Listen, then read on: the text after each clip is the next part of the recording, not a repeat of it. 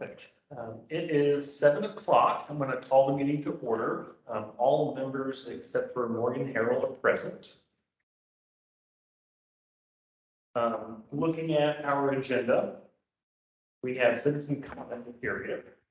So we'll open up the floor to that. Susan, what do you think? Susan, right now I'm a former board member, and I just wanted to bring the newer board members. I know you aren't exactly new anymore, but I just wanted to bring to your attention the long range plan that was written this last year and tell you a few things you might want to look at it, and also welcome the new director. But so you'll see it's a kind of a big packet. The meat, the goals and objectives are page 15 and 16, but we also have in there the survey of the community and all the responses. And I do want to assure you that we went through these and tried to address them.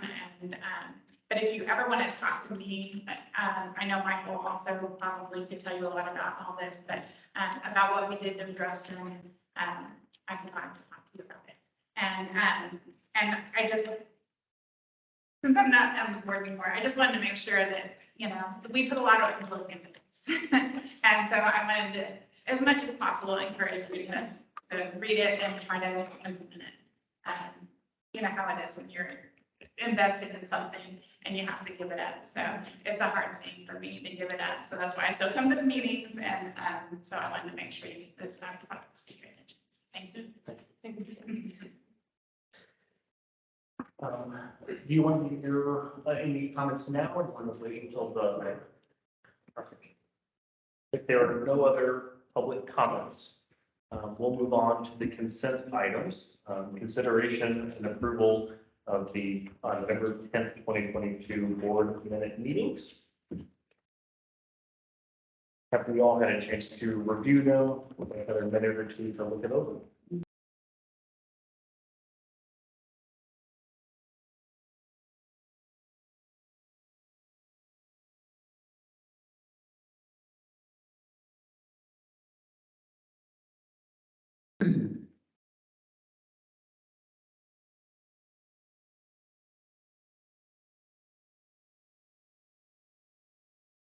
Morgan called and said she's stuck behind a train, so she's sorry. Thank you. Are there any comments or proposed amendments to the minutes? Hearing none, it is on the consent items. Hearing no opposition, these will be approved. All right. Moving on to new business. Item 1, introduction of the new director of library services. Colleen, would you like to take over? Well, for the record, I'm Colleen Tierney. I'm the new director of library services here at the Kyle Library. I am very aware of the wonderful long range plan that you guys created and worked hard on.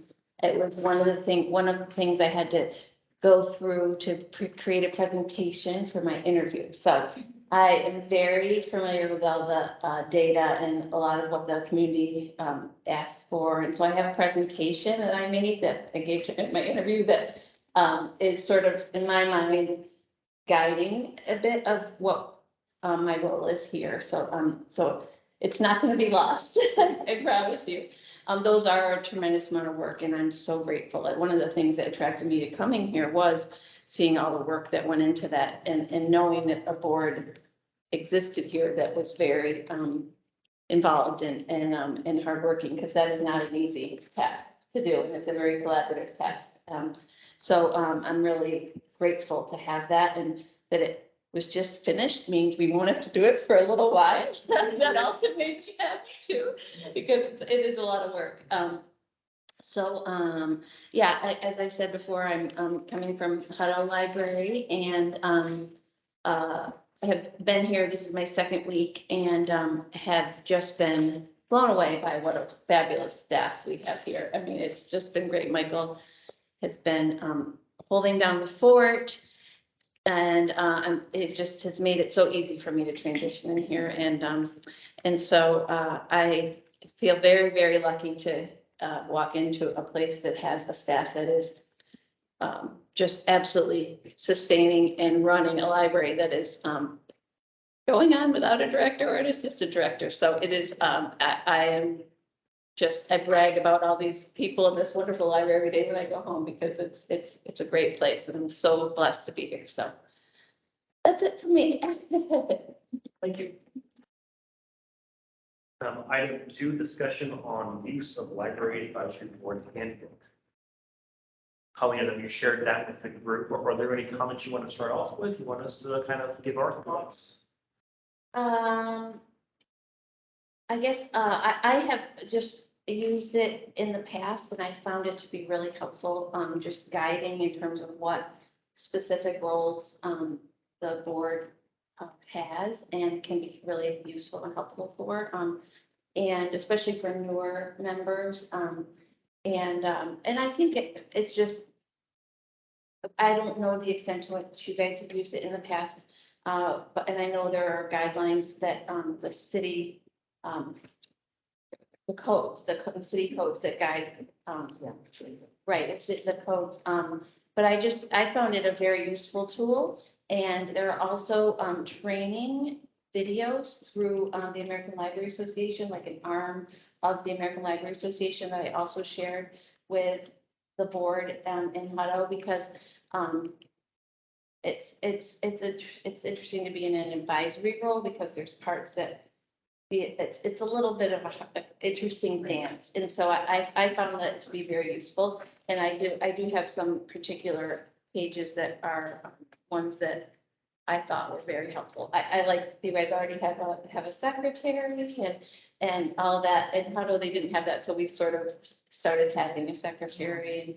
And, it just, a lot of times boards are run in interesting ways. They had me leading it and I didn't really feel like that. Once I started studying this, I realized we needed to change it. So it seems like you guys have a good handle on things, but I just thought in terms of calibrating all together and having some new members, it would be nice to just know that, we're operating from the same guidelines. This is from the, Texas State Library and Archives Commission. And believe it or not, the 2012 version is the most updated one. So that's really basically why I thought I'd share it. And as I said before, if you want a printed copy, I'm happy to print one for you. I did send it in the email, so there's a digital version. I didn't print one for everyone just because it's a lot of paper. So I'm gonna pass it around if anyone, or I don't know, if you want to just look at it on your own, or I was gonna suggest that you give us some of the pages. Yes. We might go over. Okay. I've been here, I have never seen the document. So when I got it and I downloaded it and it was on my library file folder. However, going through, I mean, there's a lot There's a lot. and I am a hard copy reader. So just pages that you think maybe Yeah. help us, maybe. So page 7, which basically says, you know, the do's and don'ts, and also states the activities that the board engages in. Roles and responsibilities on page 12.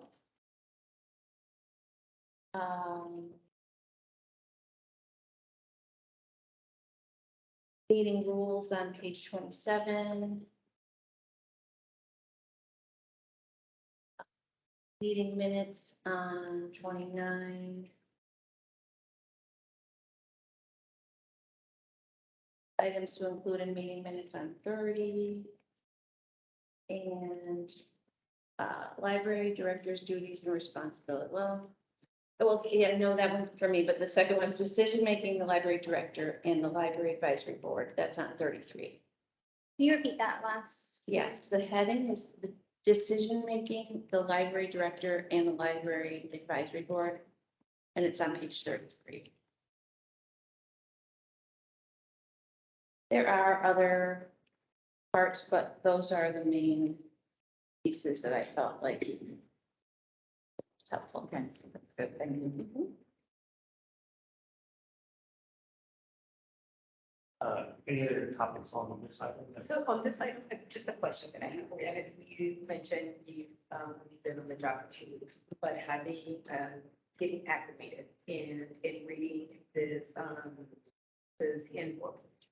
What's the main, I guess, item goal of us that you would like for us to tackle first, if you will, that would be the most beneficial to you?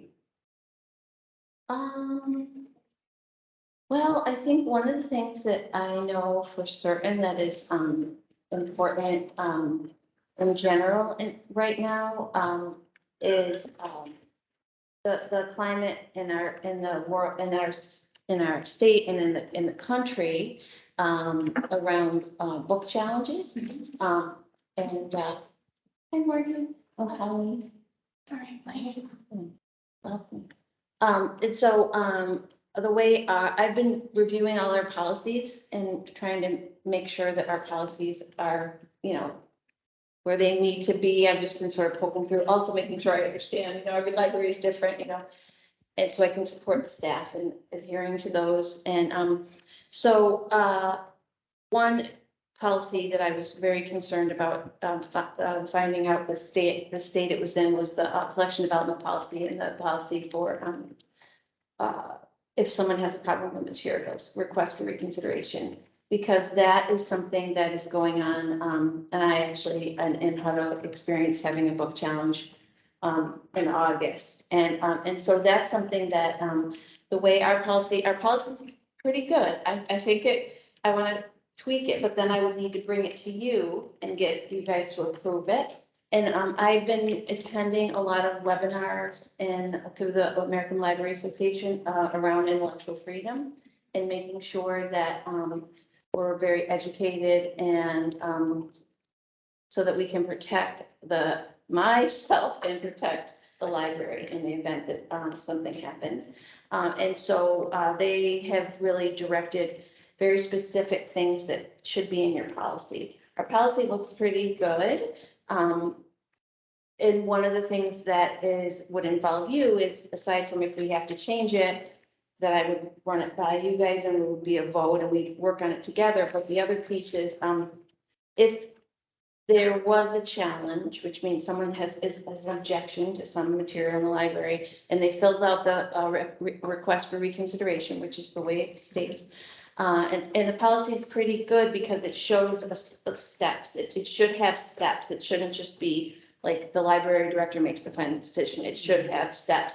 So the step, after the filling out the form, is that the staff and the director review the material based on the concerns in the form. And at that point, make a determination. If the person objecting to the material does not agree with the determination by the library director and the staff, then they can do an appeal. And at that point, it would come to the library advisory board.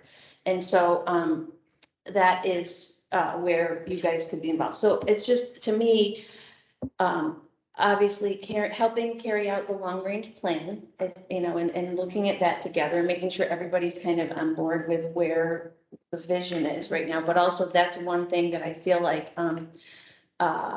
I don't want us to be flat-footed if that were to happen, because in north of Austin and in Austin area, there had been quite a few challenges going on. And so it happens, it's part of the work.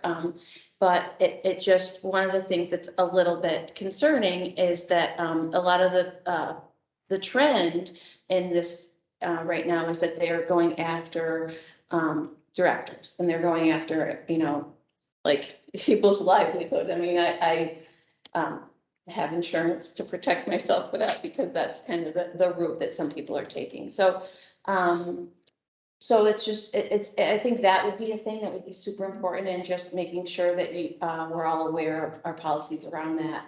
Our policy here at the Kyle Library has the freedom to read statement by the American Library Association. It has the, the intellectual, there's a lot of different statements that the American Library Association puts out, and they're all, our policy, I think, is in pretty good shape. I just would want maybe the city attorney also to look at it too, and have everyone here just take a look at it, because it's one of those things that, unfortunately, it's not a time in libraries to be thinking about if it happens.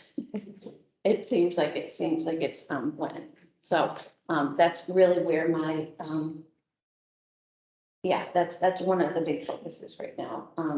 But generally speaking, just, you know, getting to know and continuing to know, because you all know the library better than I do, probably because I'm new, and just supporting us, you know, supporting us out in the community, advocating for us, and being aware of just even the climate out in the country right now, around libraries, because there is quite a bit of targeting going on, around negativity around profession, institution.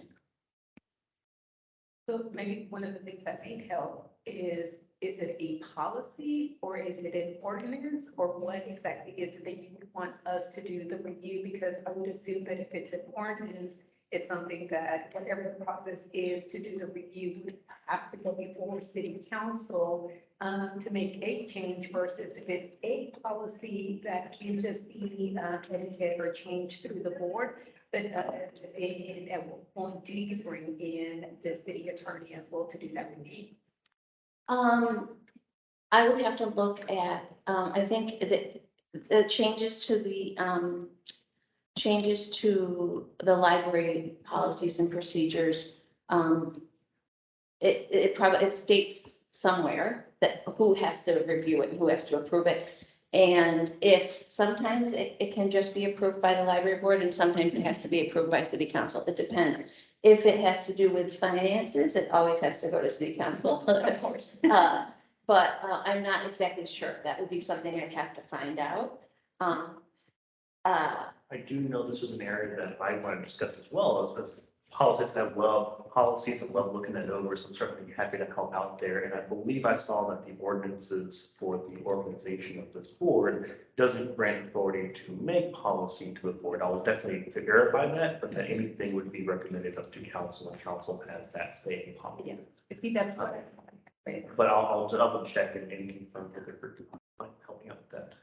Yeah, and every city is different and unique, because I know in Hutto, we didn't have to run it by the city council. We made changes to the collection development policy in this area, and it was just, we did it together and it didn't have to get run When I by. was on the city of Huntsville's board, it was the same thing, the Uh-huh. advisory board could make policy, we change it all the time, but didn't require city council, but I believe here in Kyle, it does get a Okay. council, but I'll check. Okay, yeah, that would be great. Yeah. I think this is a great opportunity to think through a lot of things. One, your vision that you presented on, that you thought about, that you're beginning to kind of cultivate and refine.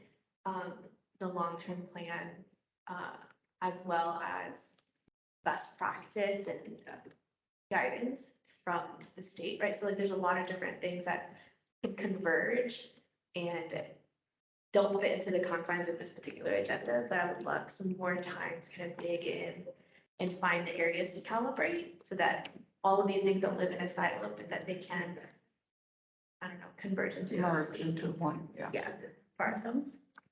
Because right now it feels a little bit overwhelming. There's like this thing and then this and then this, and not even mentioning like the current library policies that exist outside of these other documents. What might be a good way to converge that? Well, the current library policy that exists are, in terms of collection development, they are in a decent state. I haven't looked at them in the fine tooth comb of, like, after having gone through that training by the legal counsel for the American Library Association. But the fact that there are steps tells me that it's decent where it is. So I don't feel like that is something that's like super pressing. I will say, I lost my train of thought, sorry. Back to, yeah, so I don't feel like that part needs a lot of work. Oh, I know, I remember my train of thought now. The policies are not on the website, and that's something that I really was wanting to, something I'd probably do pretty early on is just because, and I'm not sure where I had trouble finding them. And so I think getting them is out there so that you guys can see them, because I didn't bring them with me, but Yeah, we have reviewed them in a previous meeting for the last board, and I actually recommended that they be put on the website. Yeah. But it didn't Yeah. come to fruition. yeah. Yeah, just, and it can be broken down in all kinds of different ways. You can do, circulation, like borrowing privileges, and then you break down like, collection development, and you break it down like all kinds of different ways. So it wouldn't just be like, you could have a link to the whole document, but then you could have like, Branch it off. yeah, branch it up. So how does that get put on the website? That'd be something I could do. Oh, well, that's what I was asking, not Yeah. how, but. Yeah, We can do it. It's no yeah, big it's deal. not a big deal, yeah. I think, I know I, for myself, would love to have a copy of it to look over and show the rest of us way as well. Absolutely. And I think we definitely, like to what you said, we want to know what we can do to help you as you get your feet grounded here. And one of the systems where that is. Right, I can email them. I can email them out to you. Right now, what they're sort of in individual kind of documents. It's not like one big, like this, like, so I have to, and I'm kind of going through and checking to see if they're the ones that I'm seeing in folders, if they're the most updated version. So I'm not quite ready, but probably by the next board meeting, I could have that for you. Was there any other discussion on item 2 of the library advisory board handout? Hearing none, moving on to item 3, updated discussion of library board and vacancy. So I know Michael was member of the board until last month, and he had to resign, and so we do need to get a replacement. I don't know what that process looks like. I know it has to go to council for them to make a determination, but I also know they're aware of it because the website's updated and says there's a vacancy on the website, so they're aware of it. But is there any other action that we need to take to notify council of any appropriate action? Or is that an unknown? This is where the standardized process feels a little clunky, right? Because they have to receive more applications. Mhm. Yeah, so what we've done in the past is we have a vacancy, we advertise that there is a vacancy, people apply, and then we get the city council to just pick one, and then it gets filled. So they won't go through like the interview or presentation process that's. Well, that may be part of the process. I was never part of that, so I just know, Yeah, I I know wasn't either, the but- library side part of it was we would have signs saying board member wanted, apply here, and then after a few weeks, somebody would show up. So I assume that Well, no, that's the way we did it. Elizabeth and I were like, yeah, we said we're interested and did all the things. And then it was presented, somebody presented it to the board, to the council. yeah, because usually, And yeah, it is. so usually they will get all of the applicants and then they'll pick one. And that may have been with Paul giving a recommendation. Right. I'm not sure, but most of the boards, because I'm on 2 now, that it's just like they'll have members from or have applications, and they'll say, okay, we'll appoint these people. We had to, for the interim position that I filled, I had to go, or I didn't have to go to the board meeting, but I was invited to go to the city board meeting and then asked to give a brief presentation. And then they voted. City council. Yeah, the The city council. Yeah. Sorry, what Yeah. did I say? City board. I Oh, watched. sorry. Yeah, and I've seen that happen before for like various other boards where it's like someone say, okay, well, what are you gonna add to the board or what are your qualifications? So Is there an application? Yes. Yeah, Is it it's on online. the webs, on the city? Okay. Is it open? I don't know that. Nice. So we need to open it, have a date closed, and then have it as an agenda on a city council meeting in the future, so they could review the applications before. That has been a complete transition for the city council to work through the system, judging just as an audience member, getting more familiar with them, being able to see the applications and in totality, so that they can be informed in their decisions to appoint people. That's been fascinating to watch it happen in real time. It's fascinating, so I don't have any knowledge of how it happens. So you probably have to send, talk to Amber and or Jerry and figure out like, okay, what do we need to get to city council for them to make a decision? Well, it tends not to be something that the library does. It tends to be something that, I mean, at least in Huddle, I wasn't the one to, And I would imagine that's an authority that is beyond the scope of this board as well. I Probably. just am blind to how to properly notify the city. Yes, assume they have been notified and the website's been updated, but right. that's all. Oh, no, they do know. I think, yes, because,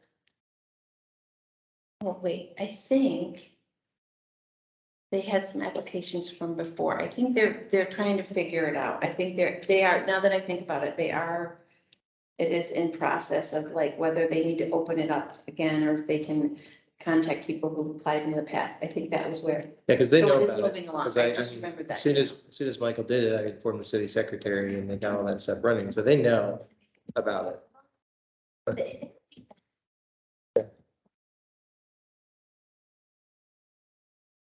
Right, yeah, because there was a whole bunch with you guys. So they may have picked other library boards that they like better. Right. Right, so. Okay, so here's what the website says.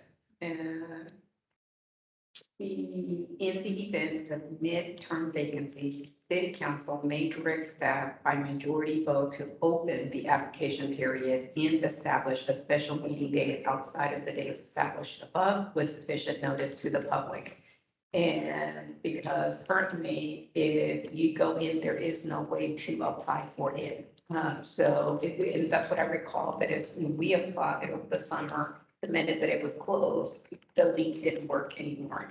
So is the link not working? It's so there's a link and Okay, it takes so you it's to the closed. job descriptions, but according to this, if I'm reading it correctly, so maybe to your question, we go to city council or you go to city council to say if that's something that you believe needs to be opened up. And then I'm assuming that they put it up for vote. So by the phrasing there of city council may direct staff, May. it sounds like that's the discretion of the council, which would be beyond just thinking about her. So I don't think I'm supposed to go to city council. I feel like, because I'm directed by the city manager. And so it might be something that the board chair could reach out to city council.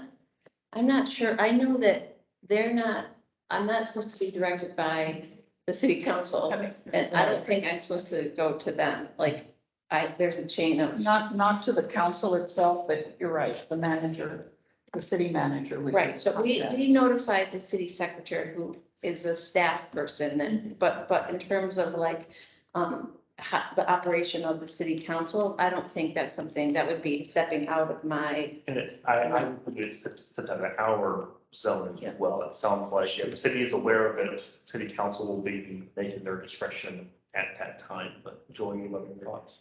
I'm wondering, what was the response to your email that Michael had resigned from our city secretary? The response was essentially, we need to get his letter, a resignation. That was the response. Okay. So maybe we need to ask Jennifer, where are we in the process? Yeah, Of yeah. that? I think she's in the best position, I think, to guide the process. Yeah. right? But my understanding is that the library advisory board can communicate to the city council, right, on behalf of, like, What did you say? Can't what? my understanding was that the library board can speak to city council on behalf of the library. That's part of the advising sort of, that was my understanding. And I believe our overall role is advising city council as Right. well on recommendations. That's what I was, yes, that's what I was understanding it to be too. I am happy to add that to my list of research the scope of what we are Yeah, authorized I to think do. it is, that's part of what, yeah, I'll add that to my. yeah, because, I think that is, part of what the But- role and responsibility is, because it isn't, like, I'm not allowed to do that. But city So it could council be does. somebody on the board sends an email to Travis Mitchell or one of the city council members asking, hey, there's a vacancy on the board. What are the applicants, the pool like? And while we ask the city staff what the process is Right. ongoing. Because I know at Huddle, they invited board members to be a board member or two, or the chair to be part of the interview process. The city council people invited a library board person onto the interview process so that, so I don't know. I mean, again, it's, every city is different, so I don't exactly know. I just know that, I put it on there. I think one of the things that's, I put it on the agenda, but maybe at the end of the meeting, we can talk a little bit about the agenda too, because I was just, having not been here, I was here like 3 days or 4 days when I made the agenda, so, I knew it was an issue. I knew we had a member, and we were in need of a member, but beyond that, that was the only reason I put it on there. No, that's totally reasonable. I think I made a motion last meeting, but can we talk about what we're supposed to do? Because we're not really sure. Yeah. If we have not additional clarity either. So can I summarize as action items that, Michael, you are going to follow up with the city secretary regarding next steps, and Spencer, you are going to research the scope of communication between the board and city council. Stuff like regarding combined this with the ordinances. Great. I do know when looking at the ordinances this morning, the ordinances do outline that the board selects the chair, a vice chair, and a secretary. And I realize we don't have a vice chair, so we should probably do that to be compliant with the ordinances. I'm unsure, however, if we can do that today because it's not an action item listed on the agenda. I don't want to run afoul of Open Meetings Act. But I think maybe on the same vein of vacancies and everything else, maybe we can add that to the agenda for next meeting to make sure we don't run afoul of testing. And if you don't mind, Michael isn't gonna be filling in moving forward because he is done with his stepping in, so I can be the one to contact the city secretary. Okay. So, I feel like I want to let Michael. His library staff will communicate with the Yes, city. yeah, exactly. I want to be clear that I'm letting him off the hook of having to do the director's job. You've done a great job.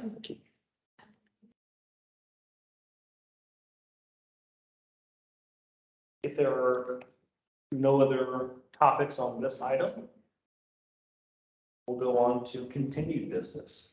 Library director's report. So I just put together just some statistics from the month of November.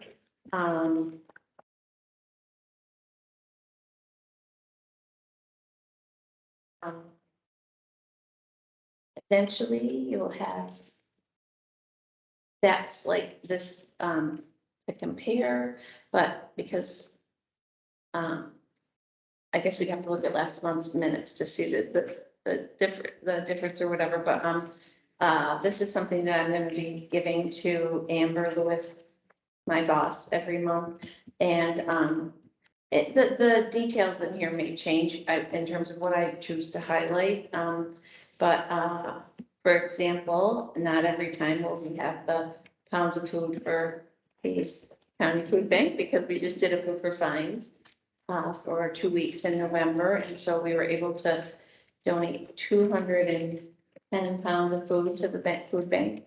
I'm not exactly sure. I'd have to look to see how many dollars in fines we forgave or how many people were affected.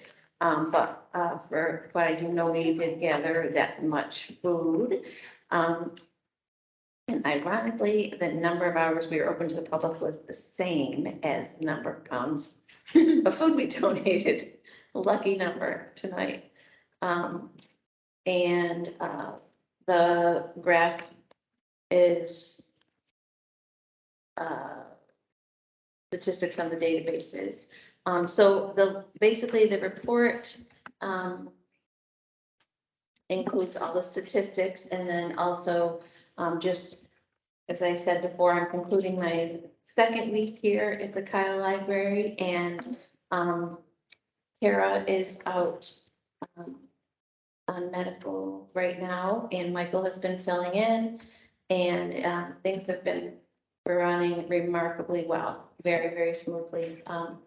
I have been spending well, I spent last week getting to know each staff member, meeting with them, finding out all that they love about their job and all the ways that they think I can support them in in their library work. And this week I've been trying to spend time getting to know some of the operational things, sitting, working at the circulation desk, the information desk, just kind of getting a feel for how everything's going. And I'm just very, very impressed by the quality of staff, the quality of our staff. They are an amazing team, hardworking and very collaborative, and you know, under not very easy circumstances, you know, having an assistant director and director gone.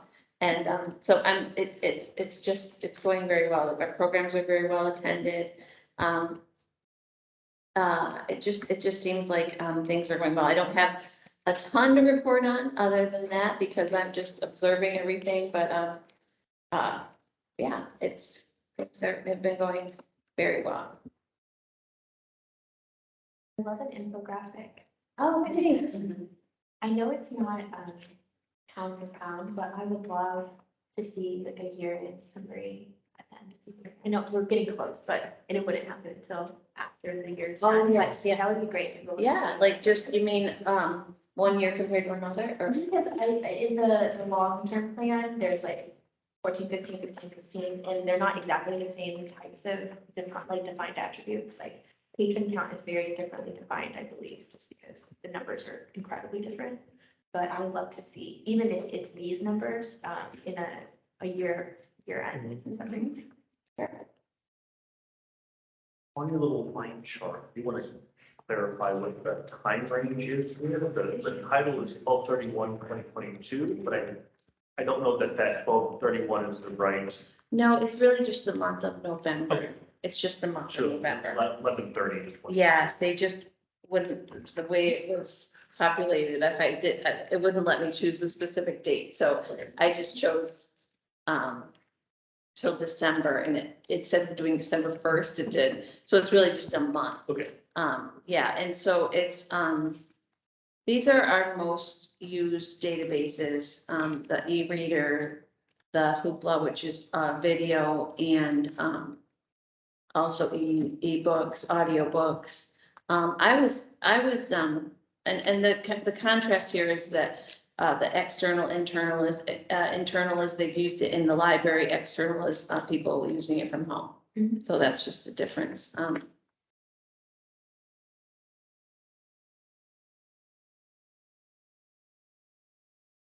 And ancestry, I believe ancestry can only be used in the library, correct? Yeah. And you know, this graph is not the most easy to understand. I was literally playing around with that, so just that infographic today that I haven't used it before, so I would definitely make it a little more clear in the future, but And it can come with text numbers, so next time we. can have yes, the yeah, actual yeah, numbers. exactly, yeah.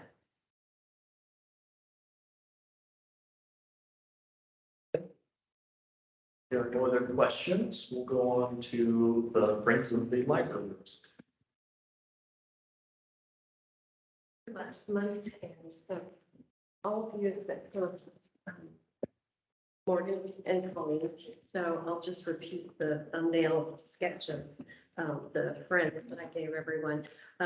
Friends of the Library is, as Colleen probably knows, is a industry-wide term, and lots of libraries have friends, but they all do different kinds of things. And in our case, we run a thrift shop that is in downtown Kyle, right behind the police station, right? And speaking of police, they came to visit the shop, as I think almost all of you know, on Monday this week. Back to what the Friends does for the library. We support the operations of the thrift shop so that the proceeds from sales, after we pay expenses and salaries and all, the proceeds are available for use by the library. And that's in addition to how the city funds the library. And so we have traditionally, for the last several years, supported the summer reading program. That starts in late spring, that's a very large program involving a lot of people. And then during the year, we get requests from the director for other things that weren't budgeted, new things that have popped up, things that the director does not feel will be, easily passed through budget scrutiny once the budget has already been cleared for the year. So the telescope that you have and some of the beanbag chairs and some furniture, the smart table was a purchase from a couple of years ago. So some of these are really special, unique items that make the library really stand out, especially in terms of some of the children and teen areas. Is that fair to say? Okay. So some friends of the library do something like a couple of book sales a year, or they run a list of tiered giving where you can be a friend as long as you give a check of a certain amount, and then you don't need to do anything else. So this is a different situation. And it's a more day-to-day business because there's a manager, bookkeeper, we have a CPA that works on our behalf to help us with financial issues. And well, there were 7 people working in the store when this accident occurred. Someone drove their car into the front of the thrift shop. Morgan doesn't seem to have known this. No, either. Yeah. The person, it was a regular customer and her mother, who's also a regular customer, and they were driving together and they hit one of those parking blocks on the ground in the driveway and went over that and then over onto the porch. There's a patio there that's the size of another parking block, and a 4 or 5 inch high thing. And then they hit the brick wall. They hit the brick column that has a post that holds up part of the roof. There are 3 of those, and she tore one out. So the wall started, the ceiling, well, the roof so it started to come down. The wall started to buckle in, and then the picture window, the 4x5 or so plate glass window blew out. She didn't hit that, but just the pressure caused that to happen. So no one was hurt. The ladies in the car shocked while they waited for the police to show up. I hate to laugh, but you know, it's a measure of how no one was hurt. This area is in the section where they keep the baby clothes, so there could have been someone standing there, they stroller or a child in their arms, so no one was hurt. They're gonna shake the clothes out, make sure there was any glass. So, it happened around 1 o'clock, and by 3 of the friends were there. They had dismissed everyone for the day because the fire people said it wasn't safe to stay there. But the building is long and skinny, so we felt safe standing in the back, but and then we found a contractor who could come over, and he came over by 4:30 or 5. He went out and got supplies, put 2x4s up to hold the roof back up, and took the remaining glass out of the frame and put plywood on either side. And the fire department thoughtfully put up fire tape, you know, like yellow caution tape, which I'm sure kept away a lot of burglars on the plywood, I think. So they were able to come back to work. And there was concern, you know, the manager and the 6 other people were worried that they would get paid and how long would this last, and sales figures, and we're going to lose donations, and they were able to open the very. So they were closed. They normally close at 6, so they were closed from 1-ish to 6, and that's so we were paying them for those hours. And then everybody came who was supposed to come in on Tuesday did. So, they're having, of course, we're not going to leave the plywood in the 2x4, but it's safe, and it's the building's safe to be in. It was secure from people who might want to break in. So it was it all ended as pretty much as good as it could. And there was an incidental item. Someone had just dropped off a $1,500 fancy hospital bed, and they didn't have room for it in the shop. So they put it on the porch, and I think the lady hit that with her car. It didn't look so good, but it was ironic that, you know, her life was probably saved by a hospital bed laying on the porch of the thrift shop. Did she step on the gas? Well, when we asked what happened, because we were there 2 hours after it happened, I think that was a conversation between the ladies and the officers, because the staff, well, there were only 2, the bookkeeper was there and the manager, and they kind of, they looked like they didn't know the answer to that. You have to assume to leap over that, 2, 4 or 5 inch pieces of concrete. And the car didn't look so good, I was told, but, no, On the bright side, November was the highest sales month they've ever had. Also, the six highest numbers, monthly sales figures, they've all occurred this year. So, but we're on a really good trajectory, and especially, as I mentioned last month, we had a little bit of a setback. We shut the store down for a couple of weeks when the pandemic first hit and people were coming to work. And so we lost donations, and we lost sales, and we lost wages for people. But we were able to make that up within a few months, and we're back at our normal figures and just increasing. So, and then now this year has given us our 6 highest totals. So it's a really well-run organization, and with some of the things you said about your staff, I think it mirrors what happens over there. They're happy to do this work essentially for this library. And so I'm just really proud of the staff, and everybody, behave themselves during the situation. And they just really have to thank the contractor that showed up on such quick notice and knew what to do and was able to get everybody back. Do you have any questions, especially the 2 people that didn't hear me talk last month? Do you have any questions about the friends? Thank you. And the Friends gave every staff member a gift card for the holidays. So it was very nice. Yeah. To use at the thrift store, so thank you. Right, yeah, we're having an event for them at the depot, the train depot, around the corner. And it's just a dinner for, each staff member, and then there's 5 people on the Friends, and we're all coming, and, so it's gonna be, a bit more than a dozen people. And so it's a dinner, and the gift card, I'm not sure what, form it's gonna take, but it's a yearly bonus that we're able to give them. And, and it's a significant, situation for them, because we've been making some salary increases that will help with competitive forces. We have I don't know if we have a Goodwill that just opened a couple of years ago that was seen as perhaps a potential competitor. And what I preferred to think was that people who were going to go out thrifting would just stop at 2 places, not that everybody would go to one or the other. And they're so close that I think it makes sense. If you're going to be in a thrift store mood, you just go to both and find what you need at both. So I think the numbers bear that out, or bear something similar to that out. So it's a really nice group of people, and I'm glad we have.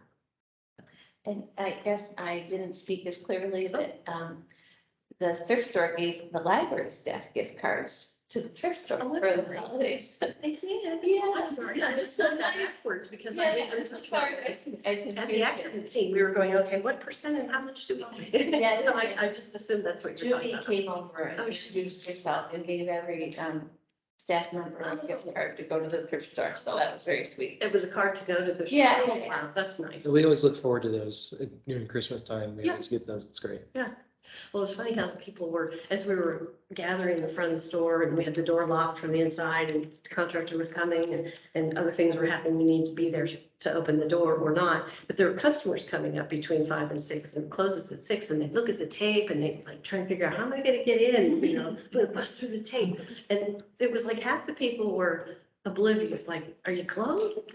And what happened? Because there's a big hole over there. But it's just a miracle of the turnout, much better. I have to say that the details worked out in everyone's favor pretty much, except for that car. I'm sure the car wasn't happy. But it's nice to be around the corner from the police station, and we need help. Any other questions?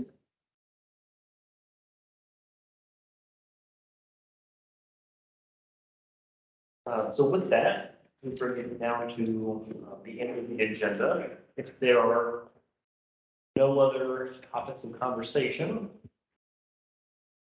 then we will adjourn. Is there a motion to adjourn?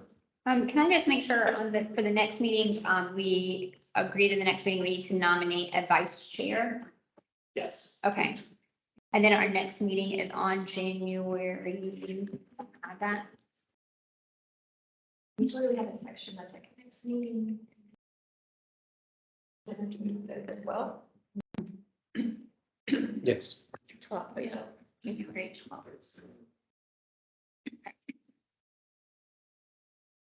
Discuss the handbooks. Now that we have a chance to go through each of them. I'm sorry. I'm requesting that we also talk about more about the board handbook that's. Oh, next time. On the chance to go over those.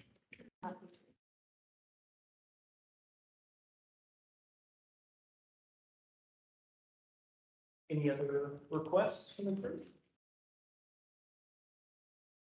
Hearing none, is there a motion to adjourn?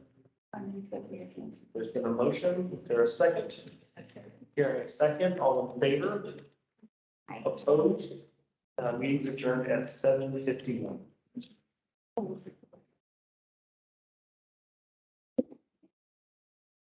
I did not know that I was physically Sunday. Would like.